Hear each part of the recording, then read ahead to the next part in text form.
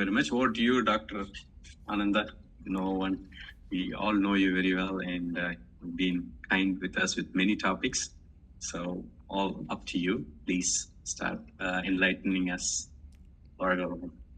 Thank you, Tarunji. And let me start by thanking Dr. Rabiaya, Mrs. Vijayalakshmi, and also Tarunji for giving me this opportunity. So, when Vijayalakshmi Madam contacted me 2 weeks back regarding starting a new topic and a new discussion, I just gone back to my recordings. As you all know, all my speeches I tend to record for my own reference and for future retrieval. We have touched almost everything what Maharishi has given us, right from Kaya Kalpa, simplified Kundalini exercises, and Dr. Abhay has recently covered Makarasanam. We discussed various meditative techniques, and life force or the life energy is the one which is the core of this group, which was discussed quite heavily all throughout the many years of this group.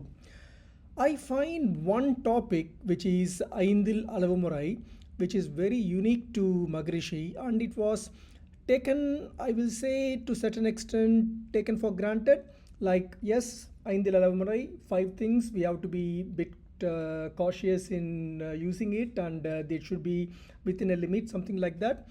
And when I just try to translate Aindil Alavumurai without losing its content, it comes something like the measure in 5. I thought that topic is something very unique, which is not discussed to my knowledge, at least by our Sky professors in the recent past.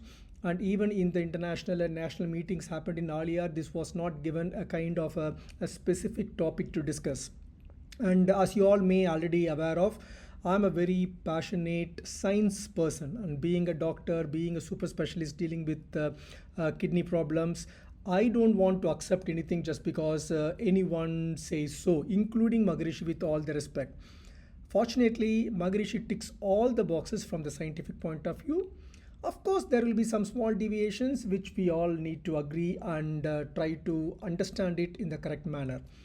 And in that process, I think, as I discussed in the group, I was quite fortunate enough to publish this book on Maharishi's works, and I'm quite thankful to many hundreds of people who have already bought the book, and the overwhelming support is quite encouraging to me. And in that book, as you can see, there is a chapter 8 where we are discussing this measure in 5 or Aindil Alavumurai. It's a complete chapter going for almost 50 to 60 pages on why Aindil Alavumurai and how to perform it. I'm not going to share the chapter for now, but we will do the contents in the chapter in a correct PowerPoint format. And Maharishi's Jnana Kalanjiyam song 324 stands a very important part explaining this Aindil Alavumurai. In Tamil, it goes like this: Urakam, Uraipu, Unavu, Udaluravu, Yennam. These are the 5 things. Ivagalil Yavayatrayum, Marupadum, Migupadum, Udalin, Magatvam, Ariyador, Seigayagum. Truthfully, it's a kavi, but anybody can easily understand. Maharishi is a common man's saint, so he is the person who can even write kavi in a very simple manner. So these are the 5 things: Urakam, Uraipu, Unavu, Udaluravu, which is more to do with the physical body, while Yennam is more to do with our internal, like Antakaranams. Ivaigalil Yavatrayum, Marupadum, which is like avoiding or limiting, and Migupadum, which is like excess. Udalin Magatvam Ariyador Seigayagum. If somebody understands the purpose of the body, they won't do that mistake of either limiting or overzealously using it. In English, sleep, work, food, sexual union, and thought, to deny any of those or to exceed in any of these is an act of those who don't know the greatness of the body. It's as simple as that. And so if you see this slide composition on the left side, there is a denial deficiency. We'll try to discuss what happens if we deny these items, while on the right side, as usual, the other extreme is what happens if there is an excess, and the middle path, the measure, which is what the Aindil Alavumurai's core principle. And the 5 domains we all know: sleep, work, food, sexual union, and thought. We will go more deep into it. Now, we need to dissect and understand this word Aindil Alavu Murai. Alavu is a very unique word. Alavu indirectly means like using things in a measured manner if you translate it to English. Measuring means it is measuring. Say for example, my shirt size is 32. It means it's 32. Even 32.5 or 31.5 or 31 won't be very fit for me. So measured means it is specifically tailored for a specific person. It doesn't mean moderation. Moderation is kind of a faint air of timidity in English, which is like restriction or like limitation, something like that. We can't say a person be moderate on these five things, then there is no guidance. But if you give the correct measurement, then the person will know, yes, for my physical body, for my spiritual journey, this is the measure I need to follow. It is not restraint. Restraint means our mind wants something, like for example excess food or sexual pressure, but our body, we make it starve and restrain. That is not a true way of a happy living. It's not a force being held back. It should be a natural measured life. And it's also not a balance. Balance means just make sure that your food is nicely balanced. It's not too low, it's not too high. It means it's something like a midway. It's not really midway. Again, it is a alavu murai, which means it is a measured thing for a particular person.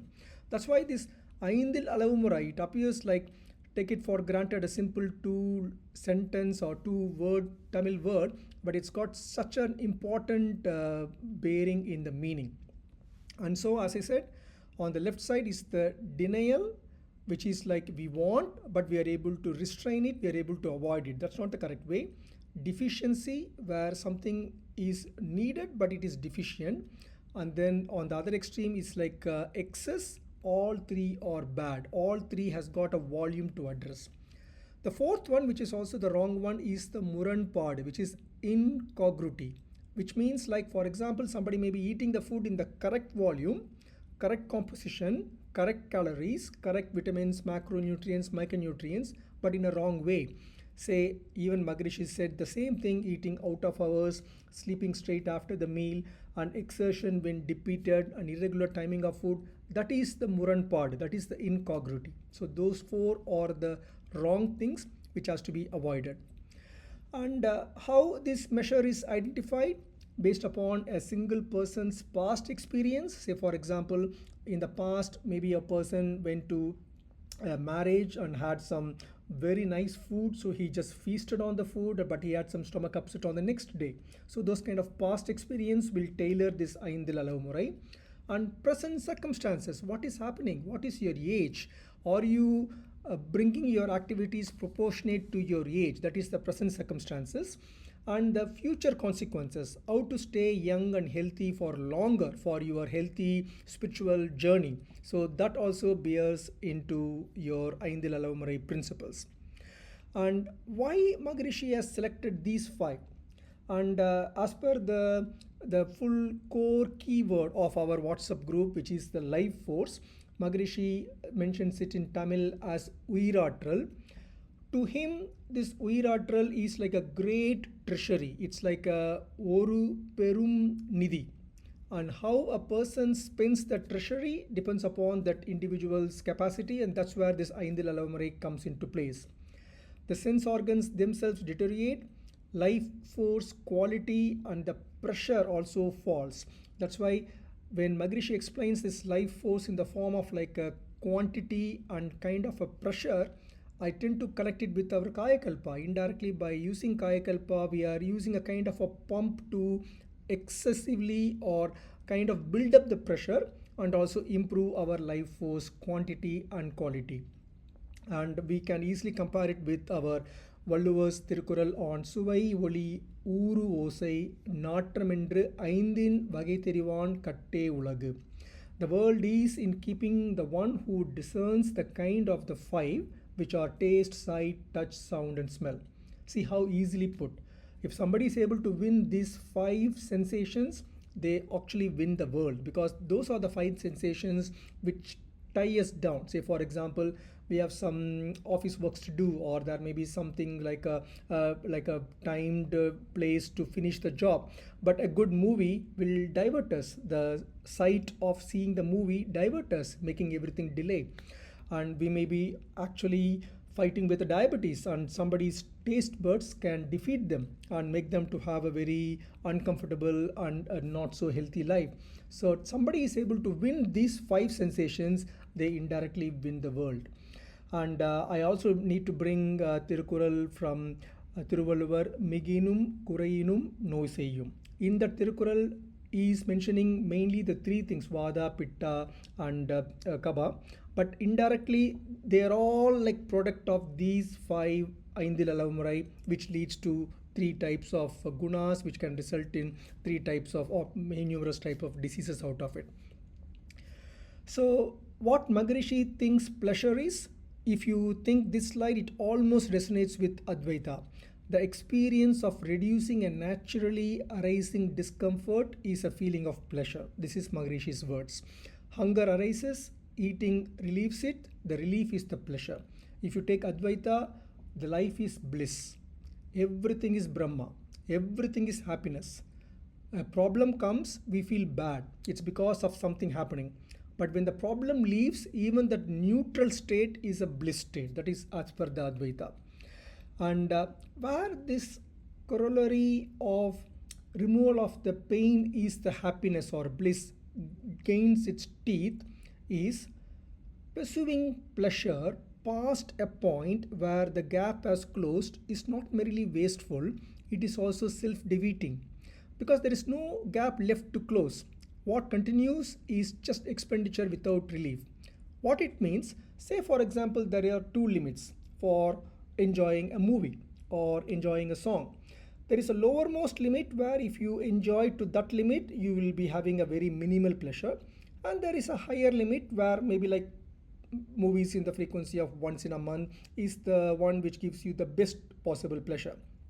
Once you cross that limit, if you start seeing one movie a week or two movies a week, there is no corresponding improvement or increase in pleasure, because beyond that limit the activity and pleasure are directly proportional, and above that limit sky is the limit, directly speaking.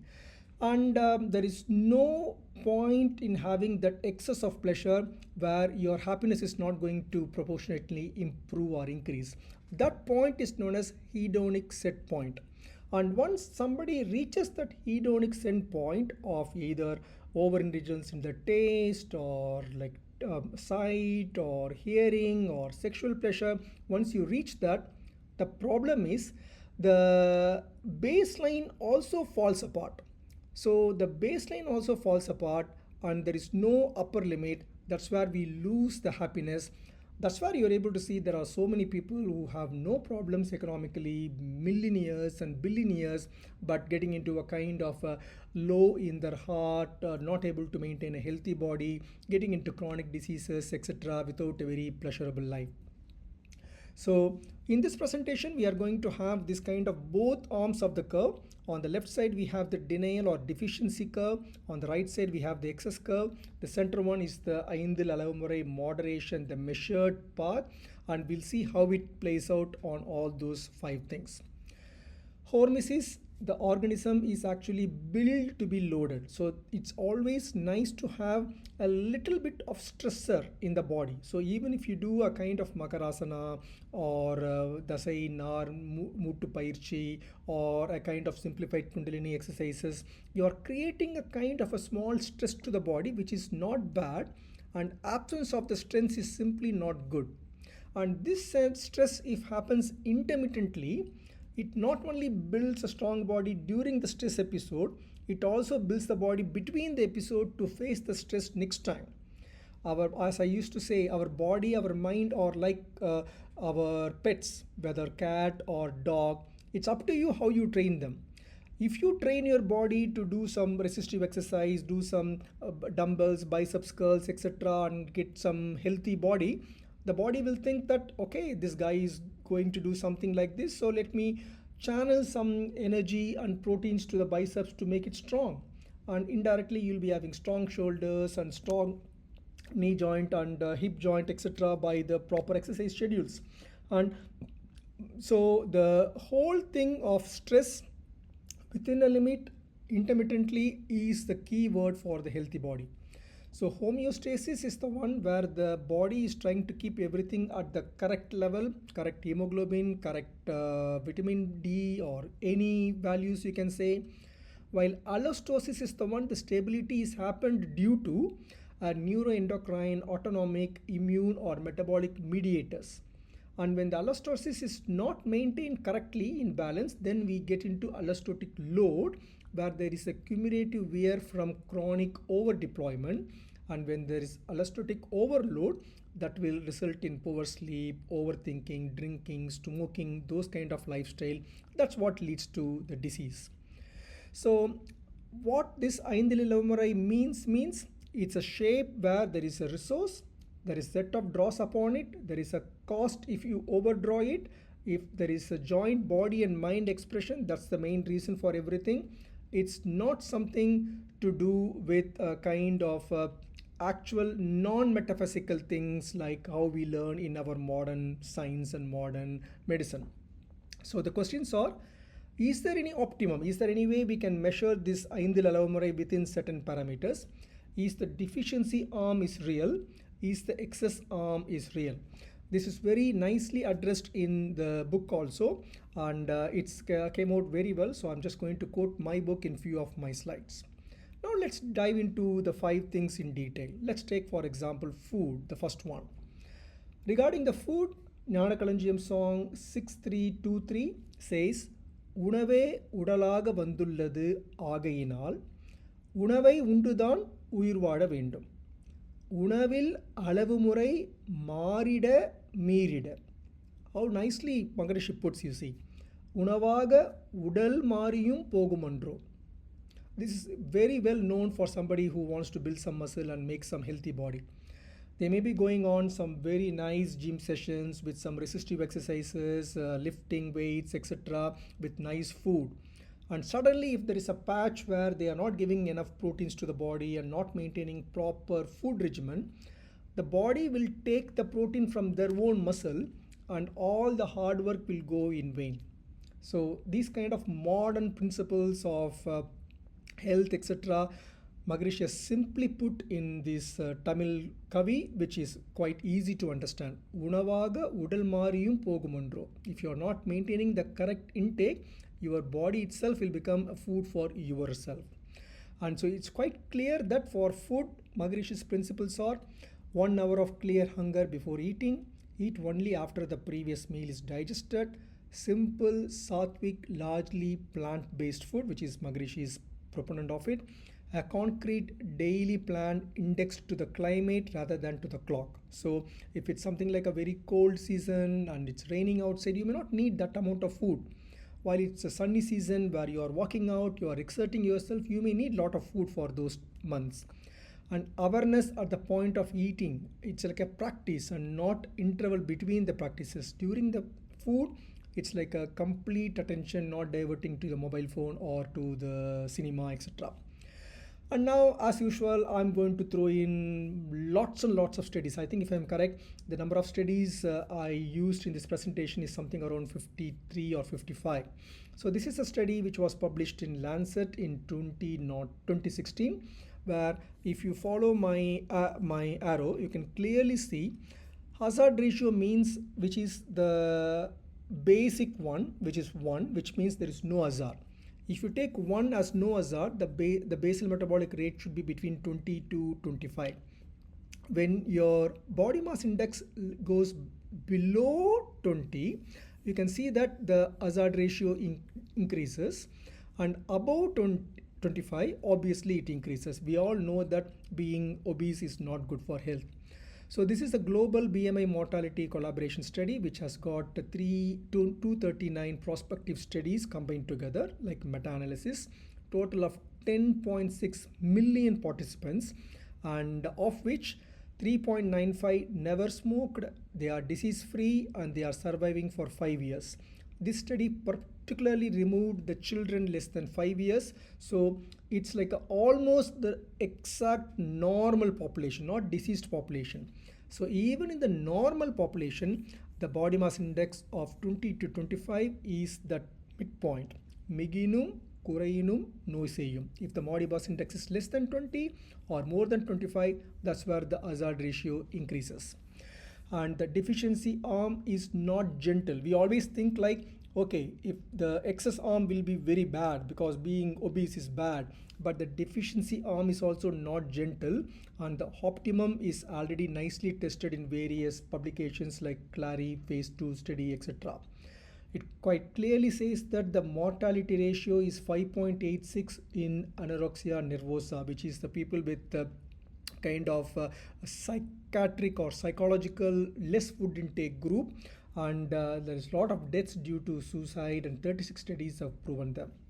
So two claims that sound merely pious, but they are not. Simple food that gives strength is enough. Eat only when the previous meal is digested. These two are the very simple words by Maharishi. I can't believe how Maharishi made such big claiming words in a very simple manner. But if you see the evidence behind it, they are all quite gobsmacking. So eat only when the previous meal is digested. Early time restricted feeding, a 6-hour window where a person can eat, and have the dinner before 3 p.m. in men with pre-diabetes. 5 weeks it's followed, and food said to maintain the weight. So this study, which is done by gives the grade A recommendation, clearly showing improved insulin sensitivity, improved pancreatic beta cell responsiveness, good control of blood pressure, oxidative stress reduction, and even appetite reduction. You can see how much Maharishi's simple words were clearly proven by the science. The next is the work and exertion. Again, it's very easy to understand in layman words. Oh, too much of work is not good for health. Do a moderated work and do everything in the correct manner, etc. Maharishi's exact words are Unavil elimai, Uraipil kadumai. You need to do work with a little bit of goodness, little bit of hardness, but not too much of exertion. So even for the same Uraipu work, Maharishi has got the same kind of the curve. So if you see here also, the deficiency arm is quite overwhelming. If you see the number of steps taken, you can see that hazard ratio is like the presence of the disease for somebody who is taking 3,500 steps is if you take 1. If somebody is improving the steps to 5,000, 7,000 or 10,000, the disease ratio also reduces. Especially just improving this 3,000 to 5,000 reduces it by almost by 40%. And risk falls easily up to 8,000 steps for aged people more than 60 years, and for under 60 years people the disease start decreases up to even 10,000 steps a day. The excess arm is again has got some problems as long as it is not within the limit. So people exposed to more than 55 hours of work in a week has got so much of problems, like for example death from ischemic heart disease, death from stroke, disabilities, etc. So the excess arm is also bad, and the deficiency arm is also equally bad. So where we got it wrong is that there are lots of scientific studies, like for example Mark 1 study and Mark 2 study. Mark 1 study studied 284 middle-aged men in competitive or recreational sport, where they were followed with a kind of a specific working hours, and their coronary calcification, plaque calcification in the coronary arteries, everything is studied very clearly. A dose response curve beneficial through vigorous range and adverse in very vigorous range is an inverted U measured longitudinally. Again, if the work given is within a limit, it has got a good values. If the exertion is too much, especially in the longitudinal study, which is the very harder test to do, where the people were followed for further 6.3 years, this kind of plaques were more dangerous, while people who don't do the work also, they are getting into obesity and other things. So more plaque is not straightforwardly more disease. We need to be very sure about that. And excess arm does not tick all the endpoints. So as I've seen, both food and work should be nicely measured in a midway. Next, we go to the sleep. Again, sleep has got exactly the same replica of the food, and night vigil is recognized austerity, and Maharishi declines the whole framing. So somebody say like, I won't sleep in the night, I will sleep just 4 hours and I can work all good for the next one day full. Maharishi declines this whole bad framing of mislabeling the sleep as something only like an optional one. And this picture, if you see the hazard ratio, and if I take you back to the picture with food, you can see it exactly the same picture replica. For food, moderation is important. BMI should be 20 to 25. Low is bad, high is bad. Coming to the sleep, exactly the midway measured one is 7 hours, where the hazard ratio is 1. If somebody is sleeping less, the hazard ratio increases. For sleeping more, again hazard ratio increases. Maharishi has said this just like that, Aindil Alavumurai. But there are studies where, for example, Capiccio et al.'s 2010 study, where 16 studies, 27 cohort samples, 13 lakh people studied, and during the studied 1,12,000 people were followed up to the death. So these things are not simple, and when we say Aindil Alavumurai, it's not just like very saintly, like a knowledgeable person's words which is worth following. It's not just like that. It's very, very scientifically backed, and we can see not simple science, very heavyweight science behind it. And in the deficiency arms where people are not sleeping well, we can see the leptin is reduced by 18%. Leptin is the one which gives us the satiety when you eat. When you have satiety, then only you will eat promptly at correct volume and stop at the correct volume. And 28% had increase in ghrelin. Ghrelin is the one which makes a person to eat more, pasi, tundudal. And 24% had more hunger, 23% had more appetite. We can see everything is wrong even in the deficiency arms. And regularity is more important than the duration. A correct regular 7 hours of sleep is more important. You can't just like that sleep like 5 hours a day for 3-4 days and catch it up later. If at all, there is a study which said like, if you are going to have a difficult Monday and Tuesday, say for example I am on call or I am having a very complex surgeries to be done, it's better to sleep well the days before, like Saturday and Sunday, maybe instead of 7 hours and 8 hours, get that banking so that the less sleep during your difficult days are balanced. Not the other way where you can bank on the less hours and then fill it up retrospectively. So if you are traveling, say for example, if you are not a good sleeper in the flight, try to engage yourself in the banking of the sleep hours so that your health is nicely maintained. Then comes the sexual union, udaluravu. Again, it's no brainer. Anybody will accept, even those who are not following any kind of spiritual path, they will say like, yes, sexual intercourse, if it goes beyond a limit, it's not good for health. And we know that after sexual intercourse, either man or woman, they all feel a bit tired, drained out. So it's not something good if it is like a beating the bush beyond a limit. And if it's less, some people, especially in the very ritualistic sattvic path, they say like abstinence is good. It's better to conserve the energy. It's better to have the reduced sexual intercourse frequency.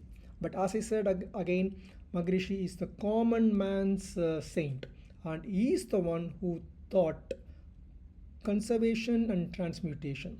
What happens if you conserve? It transmutes into life energy, it gives you a healthy body. And how to use the transmuted sexual energy into the proper bodily healthy life, we know Kayakalpa. I don't have to mention to this august audience. Even though he thought this conservation and transmutation, he never said complete abstinence as an option in his teaching. His normal, in his own words, you may have heard in various speeches of him, his normal frequency is something like once in every 2 weeks or maybe twice a month for easy understanding. And his Nanakalanjiyam 324 forbids denial quite explicitly, and I'm sure most of you are quite aware of Nanakalanjiyam songs. And again, we have two arms. and there is a deficient arm, there is an excess arm, and we are going to examine them. And the curves were not curvilinear like one we saw with the food or sleep. It's not linear also.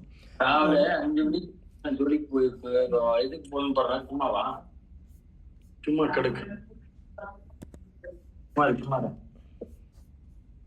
3 மணிக்கு ஒரு கடை தான் மதியம் ஆகும்.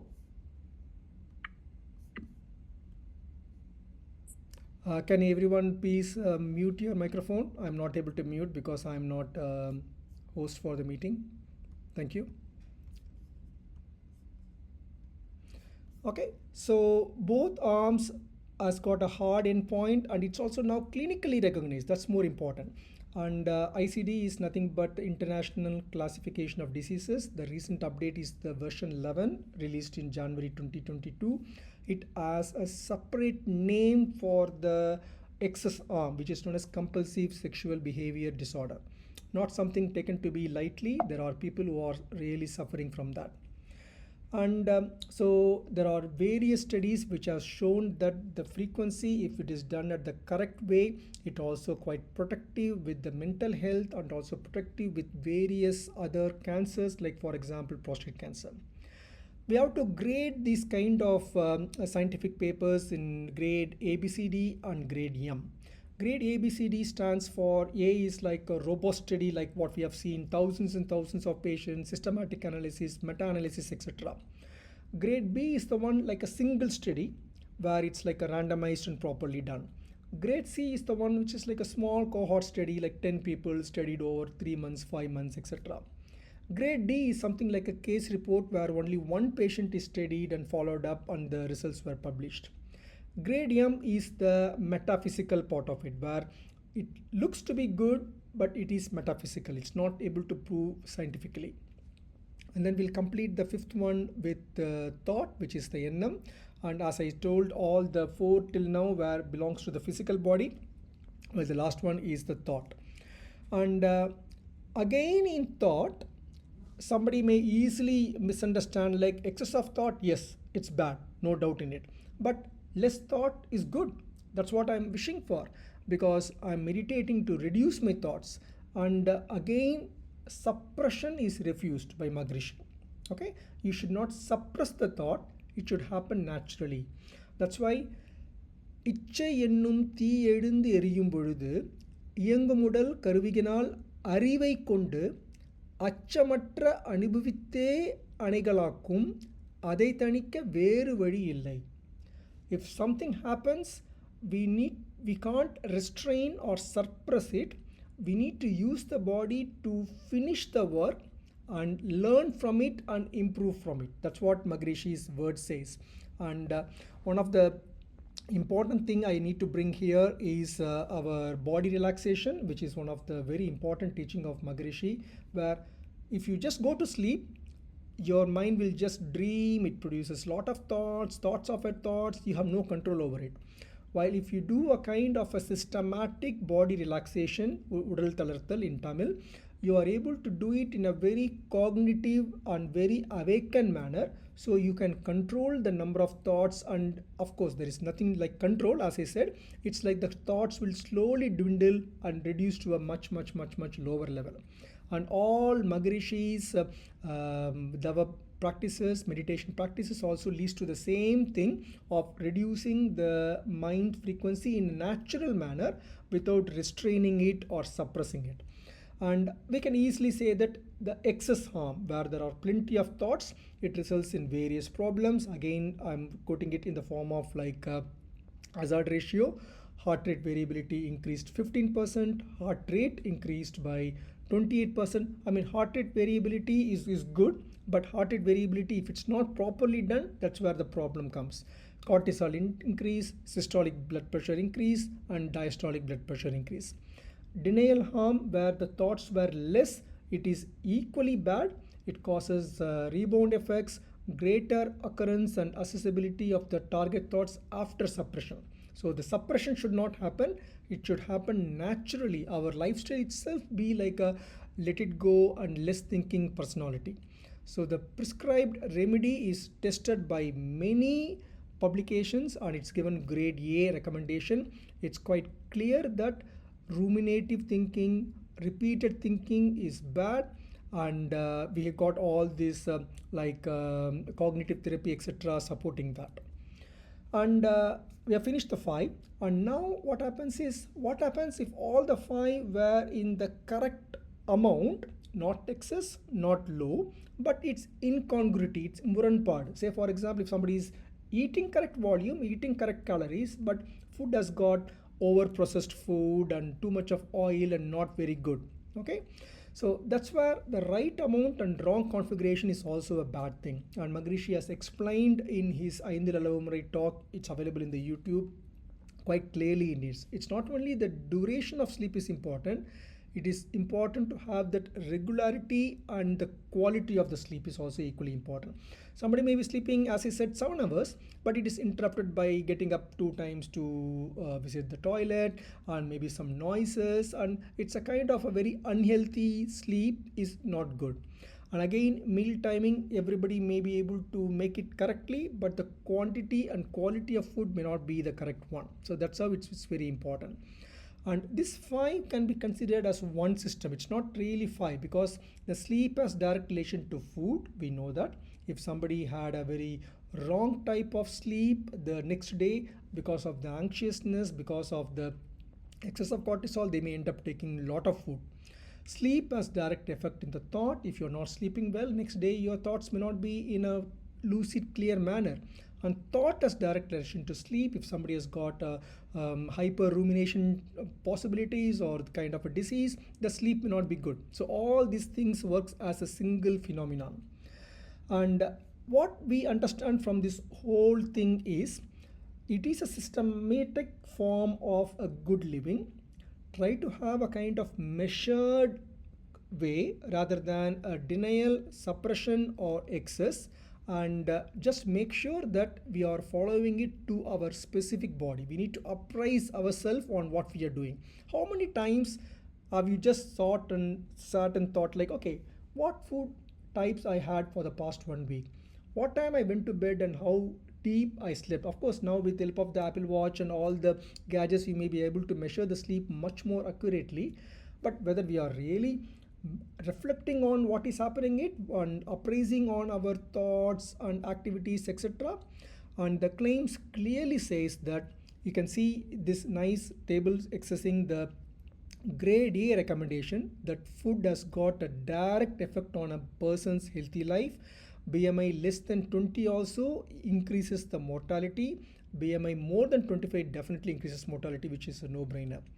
Again, work, the lowest quartile has got 2 times more amount of sedentary related bodily changes. Again, excess of work, as I showed, anybody working more than 55 hours. That's why this European Union, they all came with this European working hours directory.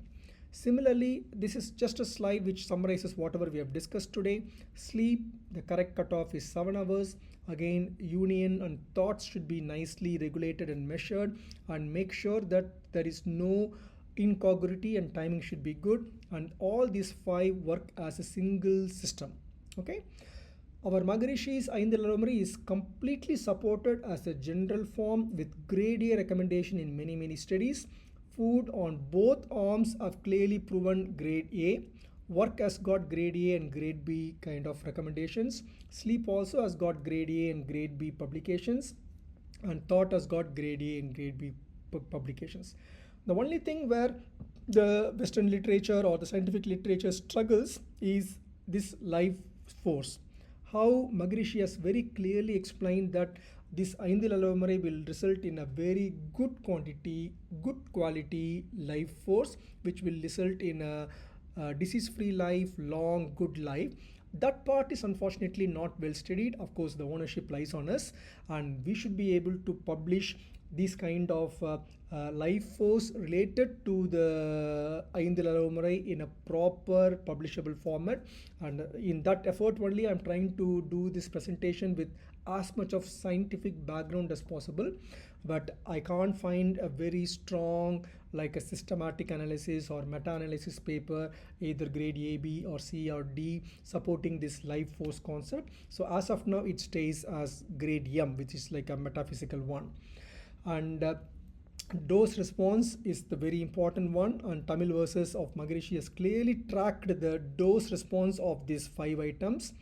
I'm just running through because this is a very hard work done for past many months, and if I am staying in a slide and doing it in detail, it will take a long time. And end of the day, I'm sure that I'm delivering the concept of the take-home message quite clearly. And I'm very happy to share these slides in our group after this speech, and also I'm quite happy to share the recordings also. So 7 questions of these 5 domains. Is there anything like denying altogether, like fasting to depletion, refusing sleep, everything is there any use in it? No. Is there any problem in chronically undersupplying of anything like food or sleep or anything? Definitely it's bad for health. Is it am I exceeding it? You have to appraise yourself. Are you excessively sleeping? Or if you are sleeping like 9 hours per day every day, of course, instead of doing something useless, maybe sleeping 9 hours may be good relatively, but the 2 hours are not only a waste of time for you, it is also not good on oversleeping, resulting in, as I mentioned, the cardiac plaque formation, etc. And am I taking it in the wrong time? Is the food intake is in the correct time? Is the order of the food and the quantity and quality of the food is good? Am I looking at one domain rather than looking at all the domains equally? Have I set the measure by judgment in advance and pre-plan my life correctly? And have I indexed my measure today according to my age, the season and the workload and my health? So if somebody is able to answer these 7 questions and win these 5 domains appropriately, that's where the jackpot of the Aindil Alavumurai comes into place. And as usual, Maharishi always completes all the talk with this kind of Tani Manida Amaidi, Kudumba Amaidi, Natin Amaidi, and world peace, which is like the Ulaga Amaidi. The peace is the even feeling of congruent to both the intellect and the body, is the true happiness. That is the true happiness. There is absence of problem itself is the happiness. Advaitam again. The 5 are regulated in order to reach it, not in order to earn merit by the regulation. This is the exact words of Maharishi translated to English. And so as I said, I've come across 51 peer-reviewed sources. The research happened up to April 2026. So if there is any publication after that, I may be missing it. But I keep updating the chapters in the book, so you'll be getting it the best possible evidence. The difference grades A, B, C, D and M we have gone through, and there are 4 layers per entry. We are looking at the layers of denial, measured approach and also the excess.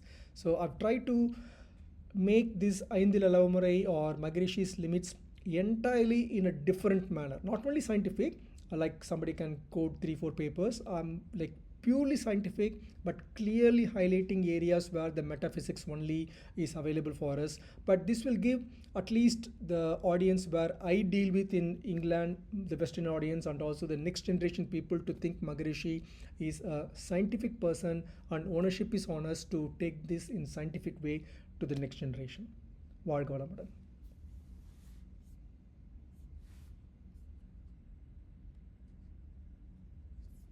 Thank you, Dr. Ananda. It was an amazing presentation. I'm also a proud owner of your book, so definitely, it takes a lot of time. I know it took a lot of time for you to compile the book, and obviously I will ask and share something with you. I have seen very few times where you have a direct access to the author itself, so that's a privilege. I take it. Thank you very much for the beautiful presentation of taking Aindil Alavumurai into the modern scientific approach of looking at it. Open for question. Karthik has raised his hand. Anybody who wants to ask questions, please raise your hand and wait patiently while the questions are answered. Karthik, please go ahead. Be blessed by the divine, beautiful presentation, Dr. Anand. I have a question. So you mentioned rumination as an example of exceeding the right measure. So, like, how do we distinguish that we are overthinking, right, or rumination?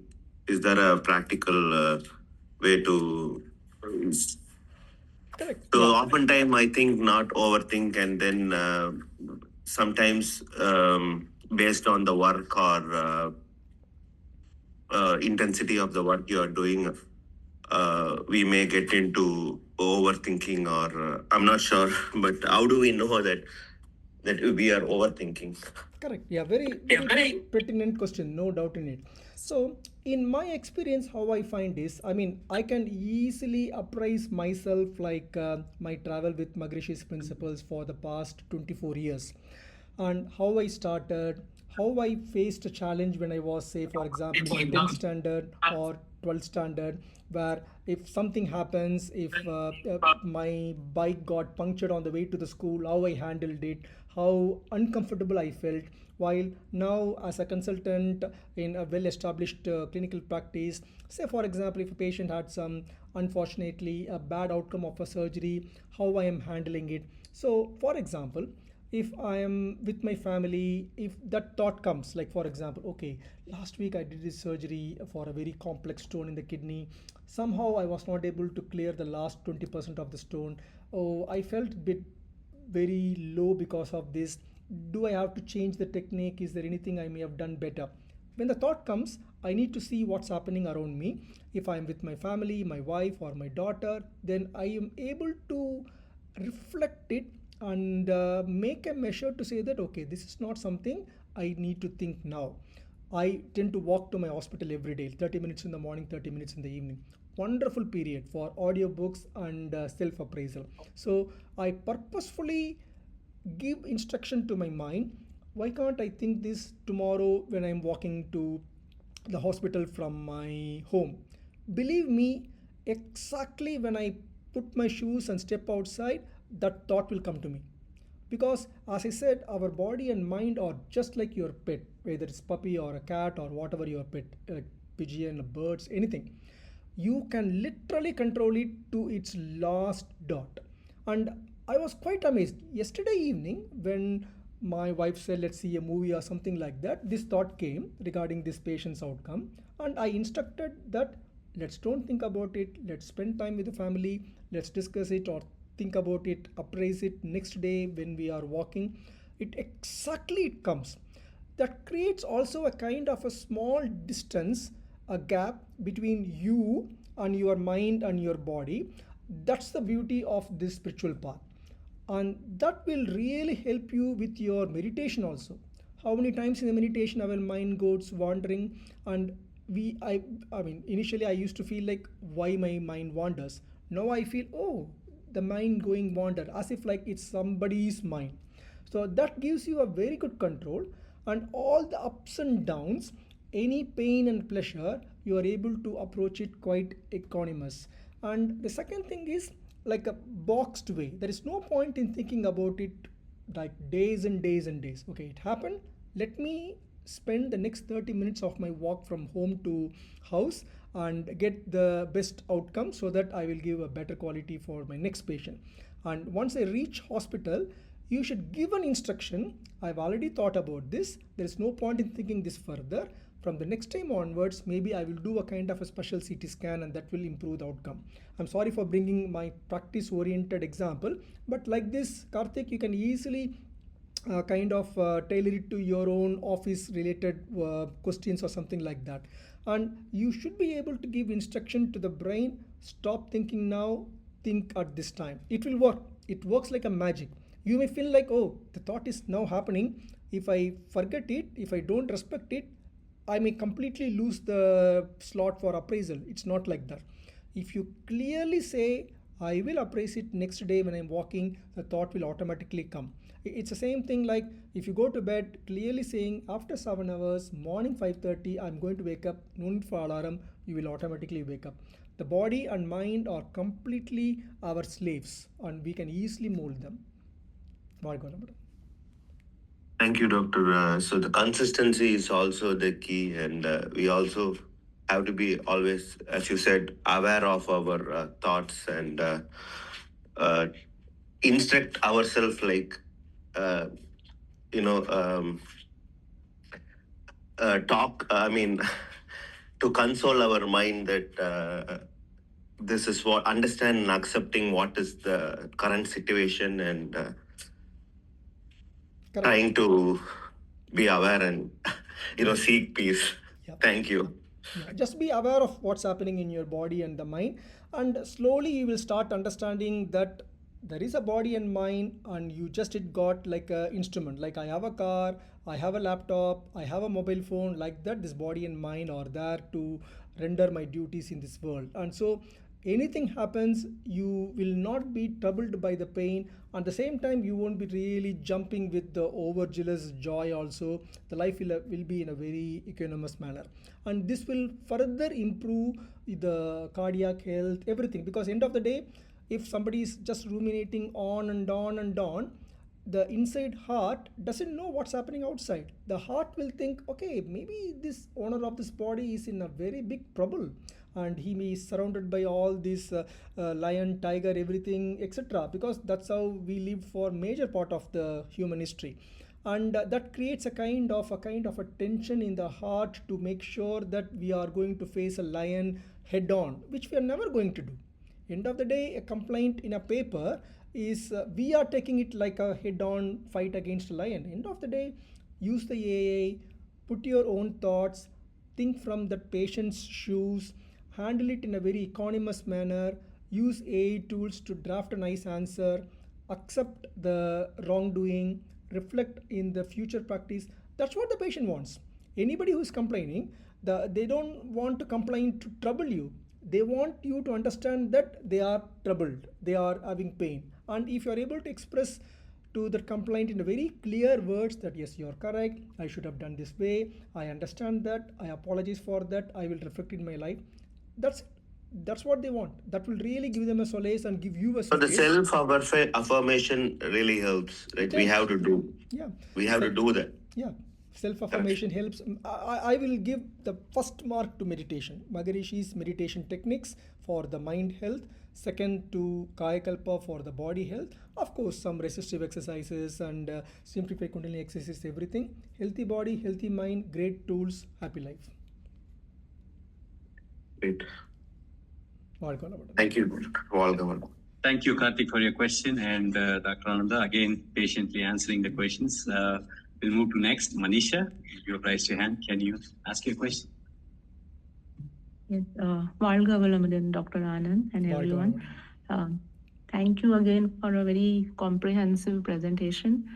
I just wanted to share some of my thoughts with what Karthik asked, right? Overthinking, and also what you presented. A couple of things I want to mention.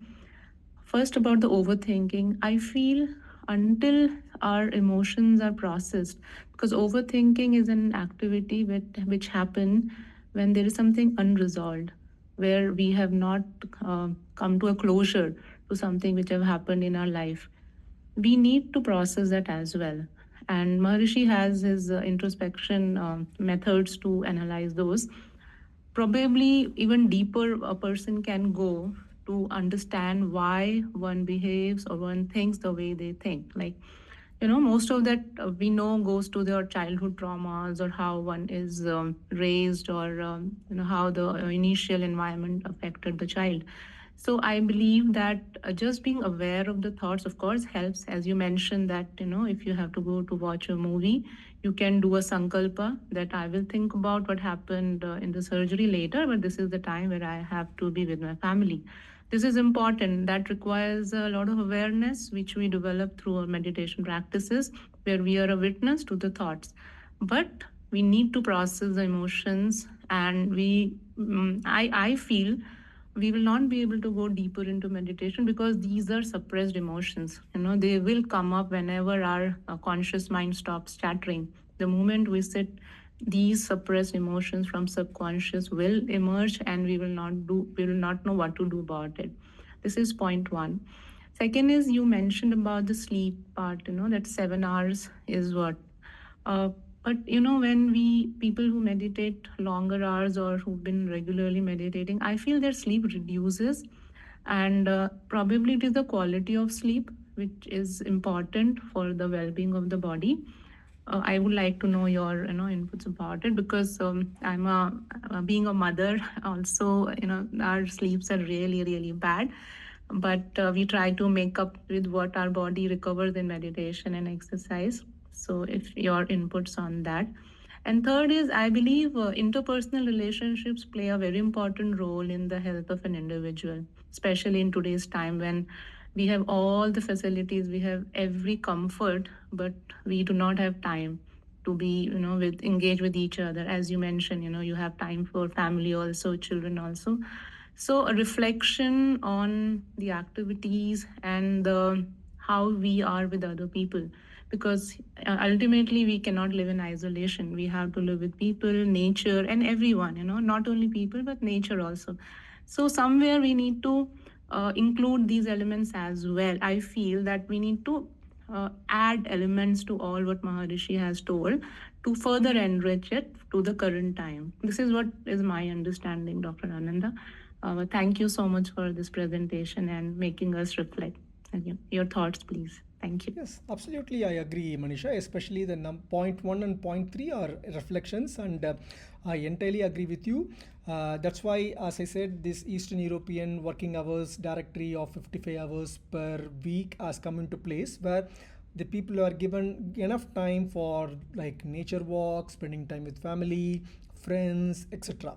And for the second one, where you definitely expecting an answer from me, I agree that a good meditation can compensate for the loss of sleep hours.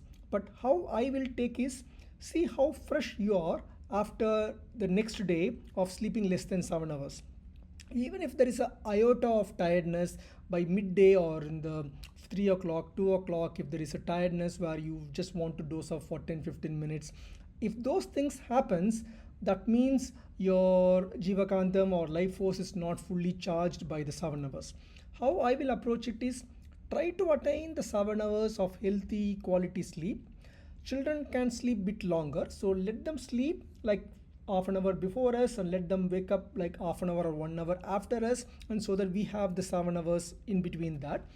And then improve the hours of meditation, especially the deep stages. As Tarunaya used to say, if you have this access to the measurement devices, you can measure how deep it goes. That gives you a kind of again self appraisal of how good your meditation is, and those kind of things will further quantify your meditation, and then you can try to check to see whether you are able to reduce it to 7 to 6 hours, etc. My question is, if somebody is wish to reduce the sleep from 7 hours to 6 hours, they should reflect and make sure the rest of the hours the productivity is good. If they have so much of lazy time or time to kill or something like that, it's better to have good quality meditation and also maintain the 7 hours of average sleep per day. And it all changes according to the age also. If somebody in 80s and 70s, they may not be able to sleep 7 hours continuously. At the same time, the stress may be quite less. We need to give information to the mind and body that everything is fine, we are economically good. Maharishi's Varga Valamudan principle, that all gives us that kind of solace of a very calm and equanimous life. Thank you, Manisha. Yeah, well said, Doctor. So the exercise, I also one of the factors is like the environment and situation, right? What work you are doing and where you are, right, also plays a major role in the stress that you are one person is undergoing, or these problems, right? And also feel that the exercises is really helping me for the mental clarity, and uh, it really helps me apart from meditation as well. Do you have any thought on that, Doctor, for the exercises? Yeah, definitely, Karthik. So what happens is, exercise is the one where especially Maharishi simplified Kundalini exercises. They say in our Moochu Pairchi, Magarasanam. This makes the whole body head to toe a kind of a nicely oiled machine in simple sense. So that makes the Uiratral or the life force to go around much more easily, and there is not much stagnation anywhere. And stagnation is also a problem. Depletion is also not again a problem. Same even for Uiratral also. So exercise makes everything easy to move, and indirectly somebody is doing some exercise and simplified Kundalini exercises and then doing Kaya Kalpa, they can feel the Kaya Kalpa energy movement much more easily because it just flows without any resistance, I will say. Yes. Got it. Thank you, doctor. Thank you, Dr. Ananda. We'll move to next question. Dev, can you say your full name and then your question, please? Thank you. My name is Divya. Hi Divya, welcome madam. So my question is, what happens when you think about worst case scenarios? You go extreme and say, oh, I went to this place with this relationship and I had a bad experience. You come back and the next time you're supposed to visit the same relation home, you end up imagining the extreme worst case and you end up fearing about it. Yeah, I understand. So what is happening is, if you think, if I take it for granted like it's like a relationship, like a male female relationship, etc., it is again a kind of a natural need for the body to have a relationship. It doesn't mean just a sexual relationship. It is also a kind of companionship, a kind of shoulder to shoulder support, a kind of place, safe place to share everything. Say for example, if there is a secretary working in a office and if the boss is a bit strict and quite difficult to handle and he or she can't come out of the job, the only solace for that particular secretary is the spouse or the partner, where he or she can share the feelings and then the partner can support the feelings. The partner is not going to hit the manager or something, but that support gives us a kind of relationship strength. Unfortunately, as you mentioned, all relationships are not good, and maybe if there is some episodes for any of the members here, they need to bring the partner also back to Maharishi's concepts, Maharishi's practices. I have seen in my own eyes husband and wife, plenty of them coming to Aliyar and practicing together. It's so beautiful to see how their mind and everything is so synced and able to help each other, and it's like there is no need to even talk between those spouse pairs. Everybody's thought is others thinking, and things will go so smooth. Of course, it's not easy, and bringing to a spiritualistic practice just because you believe it and asking a partner to do is not easy at all. At least they should be having their karmas, everything lined up for it. But your job stops with end of your nose, they say, isn't it? Your way. Do your job, make your body and mind as strong as possible. If it is very strong, make it very strong. If it is very strong, make it ultimate, so that anything happens via your partner or an office colleague or your children or your neighbors, you will be able to observe it as happening to a body X or body mind X, and you can handle it, what to do, how to do, make a correct decision when to come out, make a correct decision how not to come out but to continue and make some small repairs. The world will teach you. Your mind will be strong enough to get the correct information in correct time. That's what they say, something like Akashic records and all those things. It's nothing like a fancy thing. If you keep your water still and clear, everything will be clear. Everything will be quite easily observable, and then the other partner will feel bit defeated. Oh, I raised this issue, I am bit angry, and I want somebody to fight against me so that I can tackle them and I can win it. That gives a kind of a solace that I had a good fight and I proved my point. But my partner, Maharishi's practitioner, is as calm as anything, as cool as cucumber, very soft, and by hitting, I am going through like a sponge and hitting against an iron wall, and I feel defeated. There is no fun in the fight, and slowly they will get softened and mellowed down.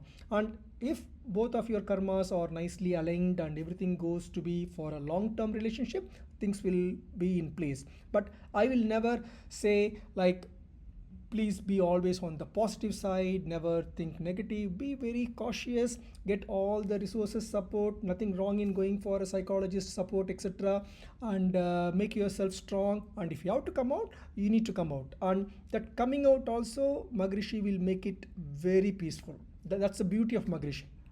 வாழ்க வளமுடன். Thank you, Doctor. Thank you very much for that beautiful explanation. So we'll move to Manikandan now. Your question, please. Be blessed by the divine. வாழ்க வளமுடன். Anandaya, wonderful presentation. It's really very impressive and very informative to realize the ஐந்தில் அளவு முறை. My question, I just again the moment when I raise my hand, the other Manisha and Karthik throw all the questions what I have, but I want to share a few experience. Like as Maharishi mentioned, there are 4 stages of mind: the pleasure, pain, and peaceful and divine realization. So I always follow, like I'll try to for overthinking, I'll try to keep my mind in a peaceful state with very minimal thoughts and very divine and useful thoughts, so that whenever I get a pleasure, I'll just enjoy my pleasure and I'll bring back to my peaceful state. So that will help me to go back to the divine state when I do the meditation. So I practice that one. And the another one I want to mention, as Manisha mentioned, when we get into the meditation, the sleep get reduced. So the one issue what I see is, like if I want to maintain a 7 hours of sleep, and on other things like food I can control, it is on my mind I can control, and the even thoughts I can manage it. But sleep, right, if I don't get the sleep, I cannot force me to get into sleep. That is become very challenging. I feel energetic, I feel I had a very quality sleep for 5 hours or 6 hours, but the stress is like if I want to maintain 7 hours of sleep or 8 hours of sleep, sometimes that is putting me under pressure, that I want to, as you explained, in the mid of the day or my end of the day, I'll go to bed early. So that is something again, it into the loop, right? Like the next day, if I go to bed too early, again the next day I'll wake up early and I will have enough unslept hours. And also when I don't sleep, right, I was trying to I was planning, like I want to go for a deeper meditation, like a 1 hour meditation or something. But when I get into 1 hour meditation, I can stay for a meditation for 30 minutes. But anything going beyond that or crossing 1 hour, again I'm getting into playing around the thoughts, like what I should do, how I can improve. Those kind of things are happening. Good. And one last one, regarding the food, right? You mentioned the right arm and left arm, right? Wrong hand, right? So and also the quality and the quantity is really a thing, right? So today, really to improve the healthy lifestyle, we don't know what quality of food. Even being a vegetarian, today we don't know. From the vegetables we all get, because everything is hybrided and everything was commercialized, and we don't know. Even being a vegetarian, I don't know whether I am having the healthy food or not. So running today's life, being a vegetarian, it is very getting very challenged with a limited quantity, because we should not lose our muscles, we should not lose our energy, vitamins, proteins, all those things are happening. So I would like to hear from you that the quality of life, how being a vegetarian or even for the non-vegetarian, I want to hear from you, Anandaya. Sure. Thanks for your presentation, and really it is wonderful. வாழ்க வளமுடன். வாழ்க வளமுடன். Good practical questions. So 2 questions. First is the sleep, and second one is the quality of the vegetarian food, how to maintain health with that. So coming to the sleep, I'm quite happy to see that you're able to do 30 minutes or 1 hour meditation. But as Maharishi's follower, I am a kind of a lay people's person. So how a lay person can have a healthy, good life. So I will not advise anybody to do 1 hour meditation every day. If you're doing 1 hour meditation, maybe in the weekend, once in a week, that's quite good. But every day, 30 minutes is a kind of a very nice sweet spot. And in that 30 minutes, again, how much is the quality? How much you're able to reduce the mind frequencies to theta, and how many times you're able to reach that gamma level.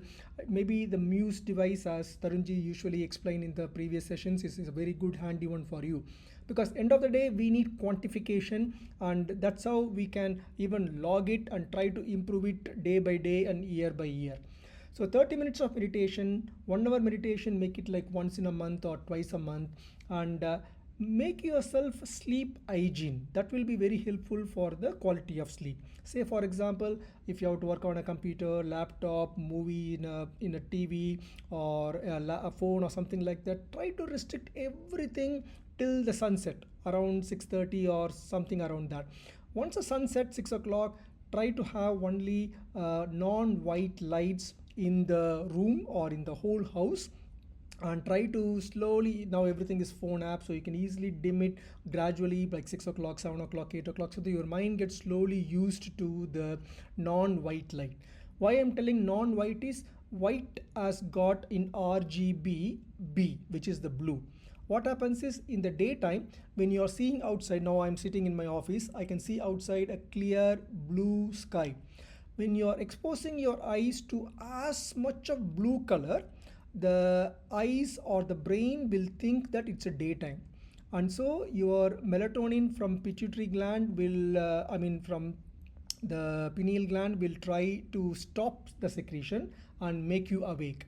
As you dwindle down to sleep hygiene after 6 o'clock, no blue, which means indirectly no white light, less exposure to the phone or any devices, slowly the pineal gland will start thinking that it's no blue, so there is no white sky and no blue sky, and so the only thing is it's dark, because there is no direct eye in it, but it is still seeing outside. That's why it's known as the Moonravadakan or third eye. And then you will be having a good secretion, good dosing off, and very healthy sleep, and a quality sleep also. Nothing wrong in using Apple or Woof, those kind of apps to know your quality of the sleep. They are not exactly replica of the correct, but something is better than nothing. So 7 hours of sleep, and have a good quality of sleep. Don't try to meditate in the evening before sleep if you are struggling to sleep, because meditation is a kind of a awakened awareness of our thinking. If you are very good in that, then you will become very awakened and very aware even during the sleep also. And then follow Maharishi's body relaxation, Udal Talartal. Now there are audios available even in Maharishi's own words how to relax the whole body. Wonderful technique which will remove all the knots. Whatever knots means, I'm not telling in a very non-scientific manner. The knots are real. It's like a stagnant of the vital force in the body. Everything will get relaxed and you should be able to sleep like a child. That's easily possible. And maybe one day we can easily do a 30 or 40 minutes talk on just Maharishi's principles and sleep quality and what are all the do's and don'ts with that. Coming to the food, I'm not a very strong proponent of the pure vegetarianism, but if you are vegetarianism by family, by birth, I'm not going to advise you anything against it. But even with vegetarian, of course, you can get good amount of protein, like lot of pulses, etc., and a good amount of like brown rice or the fiber-rich food and husky food and vegetables and limited amount of fruits. Too much of fruits are not very useful. I hear your concerns on the presence of all these hybrids and also whatever the pesticides in the food. It depends upon how good you are able to wash the food and how they are going to source the food. I'm sure everybody should be able to reach a kind of a farmer little bit far and maybe buy for every week and try to store it appropriately, etc. And try to do the things like, for example, fermentation. For example, a lot of things, lettuce, cabbage, they can be easily fermented.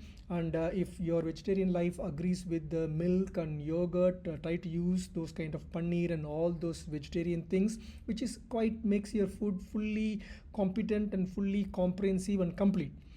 The most important thing is what you do with the food. It's not just eating the food, digesting and assimilation and even absorption into the blood. The buck don't stop there. you need to do some resistive exercise. You need to do the simplified Kundalini exercise to stretch the muscle and do some lifting.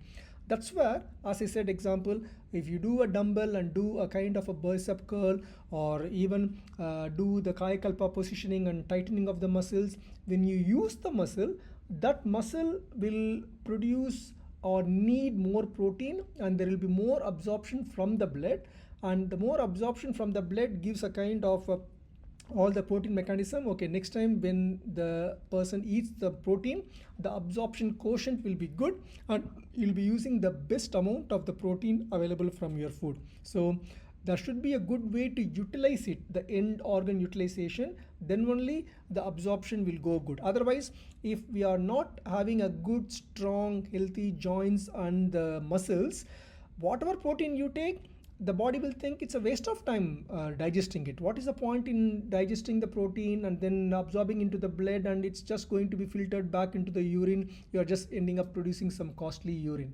So make sure the lifestyle is good, active and mindful exercises, and I mean, Maharishi has given the full package for us. If you just follow that's more than enough.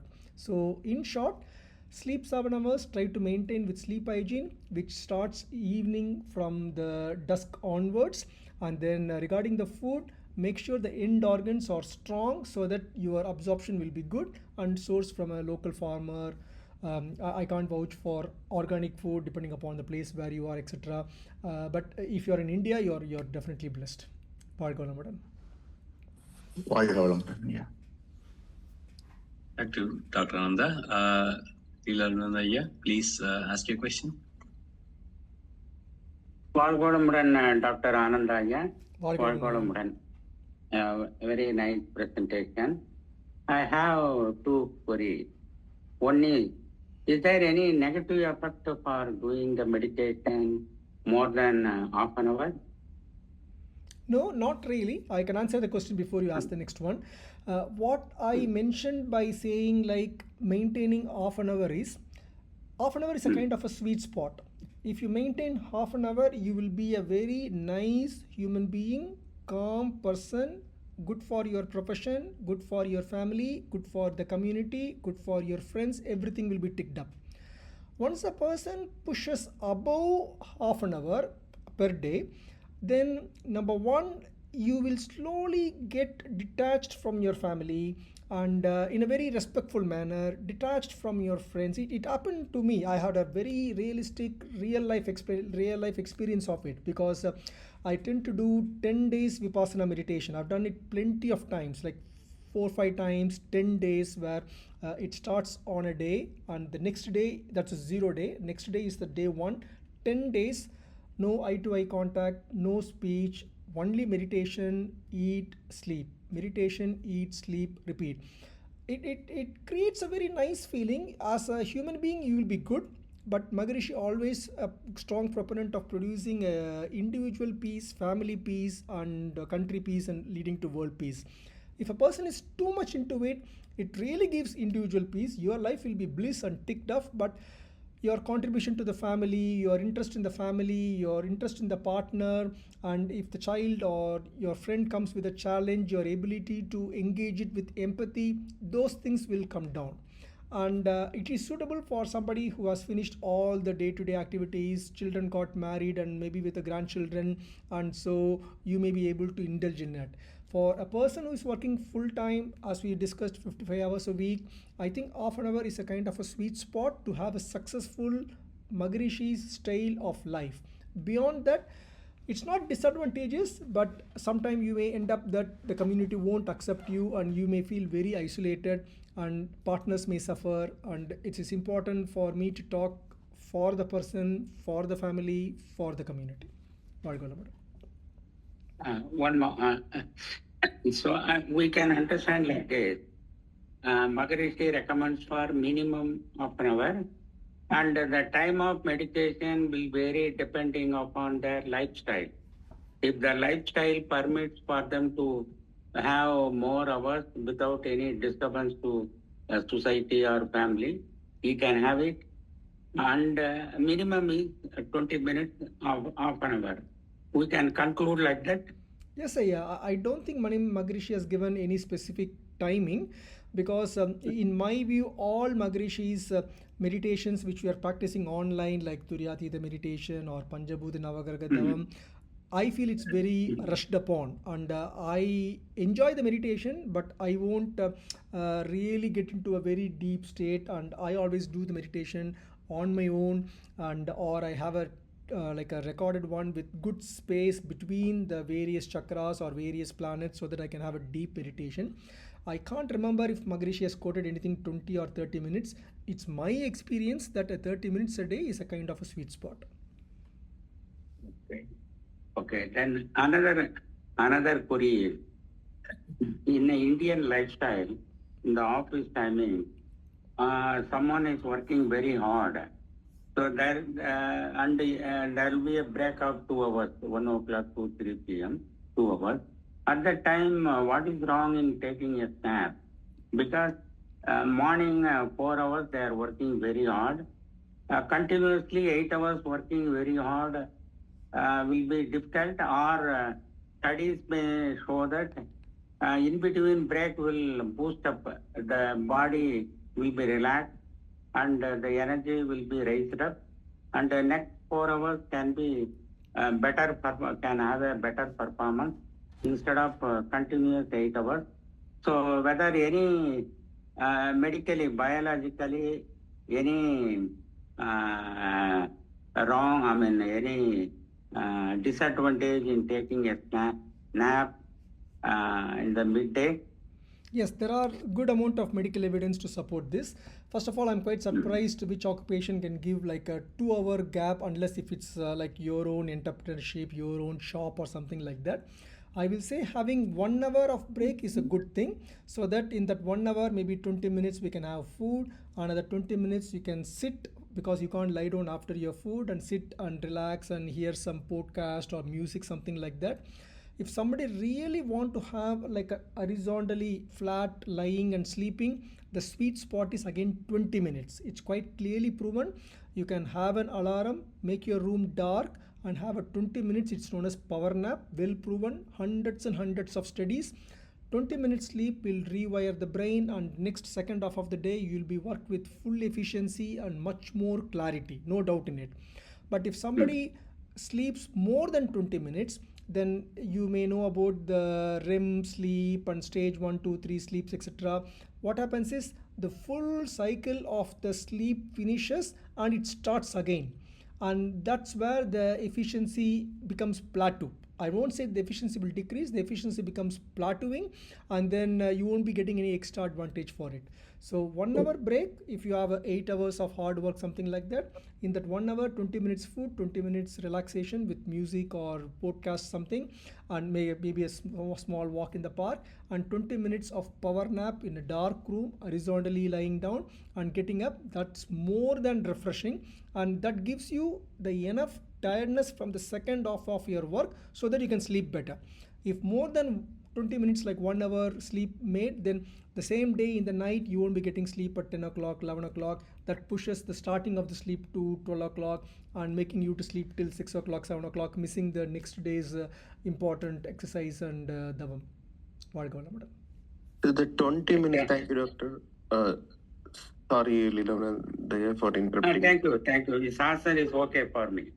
Okay, the 20 minutes, the sleep, if you do, the one cycle of sleep is 90 minutes, right? That's what. So we should not finish the full cycle at all. If we start finishing the full cycle, then your impetus to sleep in the night will dwindle down. Then you won't be having the quality long 7-hour continuous sleep. So 20 minutes, a good sleep to really relieve all the tiredness, and good refreshing for the afternoon work.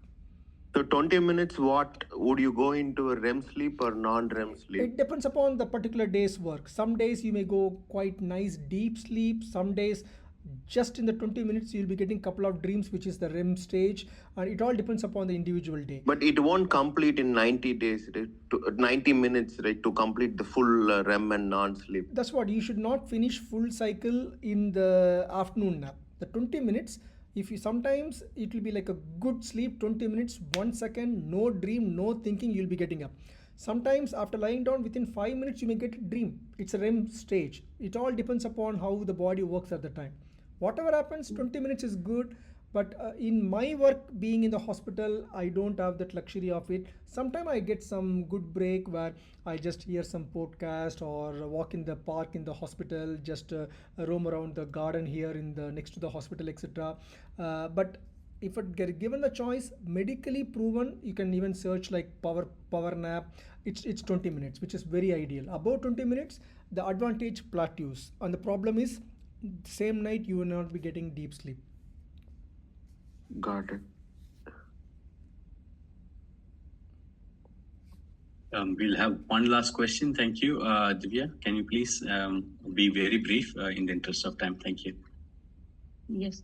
So one question is, I never got an answer for why we get skin tags. I don't know if this is the right place, but I've always wanted to know this warts or skin tags. What is the main reason for getting it? And sometimes we say nerve is in fight or flight mode, and is there a natural way of fixing it, or is it just meditation that will fix it? What is your thoughts on it? Yeah, there are definitely natural way to fix it. Of course, meditation definitely helps, but the most important is the food and timing of food. Skin tag indirectly means there is insulin resistance, which means insulin is secreting more, but that's not enough for the amount of glucose available in the body to get assimilation.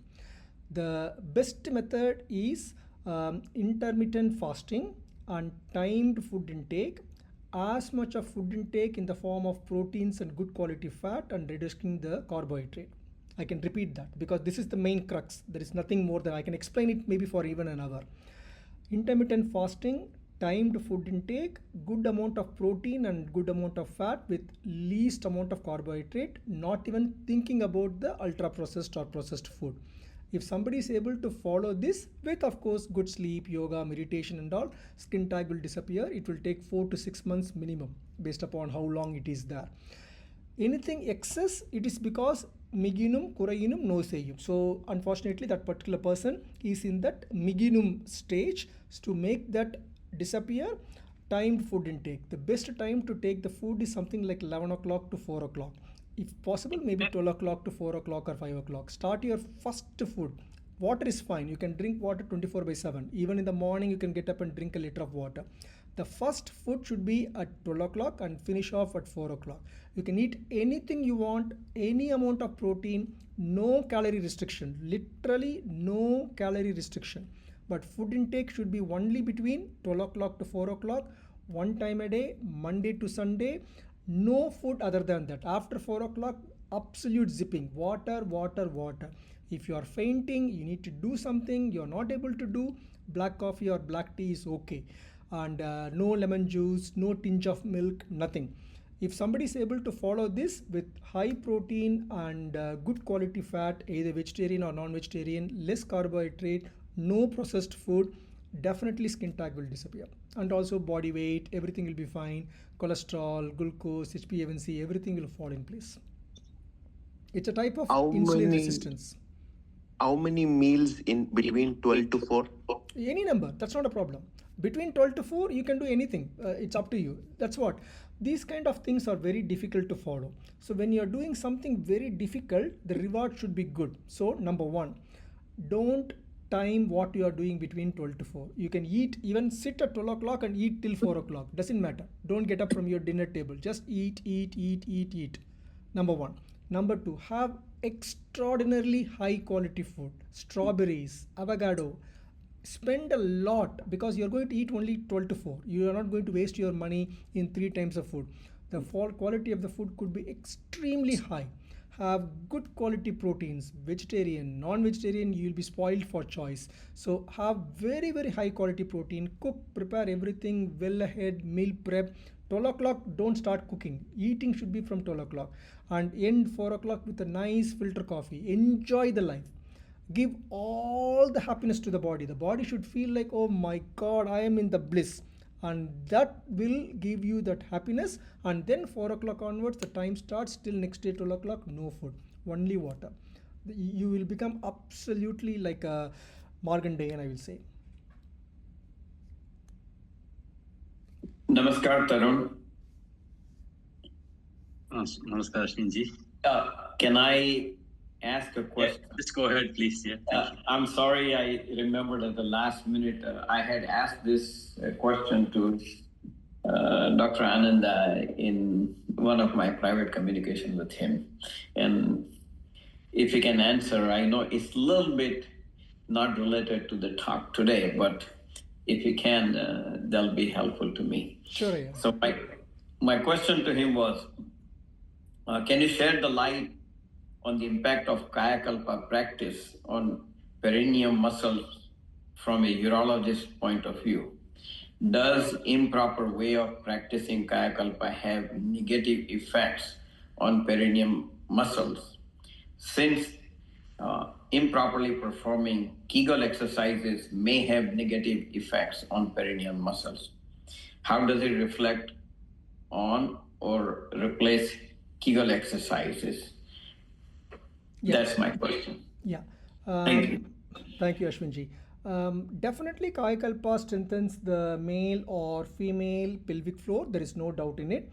If properly functioned, as you said, it's one of the beautiful exercise. It really strengthens your body. It keeps the stamina to the very, very good level. It prevents hernia. It prevents especially the organ prolapse like vaginal prolapse, those things which will happen in elderly women. It creates a kind of very equilibrium of testosterone and estrogen circulation, etc. But I have not come across practically somebody doing a wrong Kayakalpa and getting into a problem, because personally I have come across hundreds and hundreds of people. When I go to Aliyar with the local people like Perumalaya and few other people including Rabiaya, etc., I tend to discuss with hundreds and hundreds of people, because that's I go Aliyar like once or twice in a year, so that's my precious 4-5 days. I never till date came across a person I did Kayakalpa in a wrong way especially and got into this problem, because it's a very simple exercise and very difficult to explain over the community forum like the Zoom. But I think if there is somebody who's got a doubt that they are not performing Kayakalpa, they can reach out to the masters, and it's very easy to teach and easy to learn. And of course I agree that if something done wrongly it can do harm, but maybe it's my inefficiency or inexperience. I never come across somebody who say I did it wrongly and because of this happens. That's what I assume. Yeah, the main thing is because the Kegel exercises, for your prostate and all that, if you do it wrong way, it has a negative impact on it. So, and they also involve perineum muscle to some degree. So I just wanted to know if there is anything like that for Kayakalpa. That's all. Yeah, maybe the one thing which I can touch upon is every contraction should be followed by a good amount of relaxation. Both should compensate each other. Maybe in the Kegel exercise, somebody will be focusing only on the contraction, but not relaxing the muscle to that extent. That's why Maharishi has given this full practice one. And during the Kayakalpa, if somebody overzealously contracting the perineal muscle but not relaxing appropriately, at least the same day when they are going for the Udal Talartal before going to bed, they will try to relax everything and things will get sorted.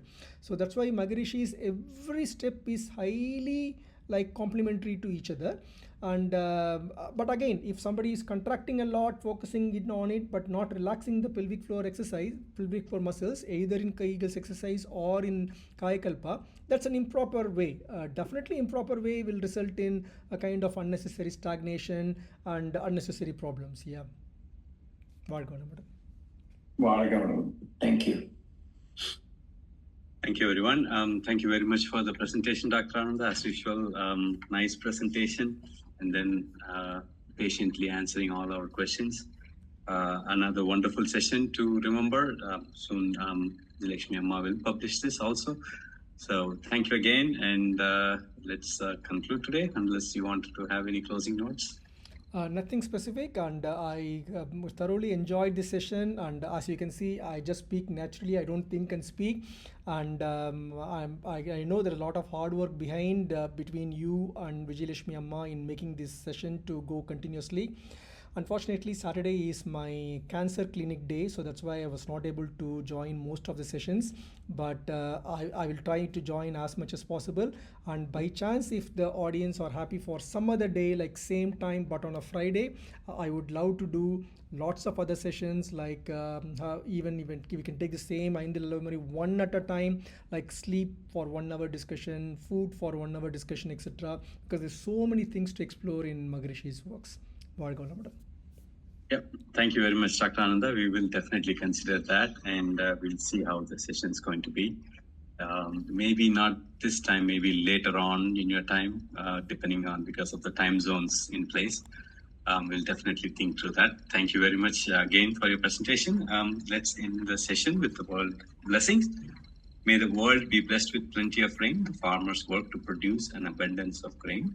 Let practitioners of all prosper, flourish, and grow, and the culture progresses through the need to share and grow.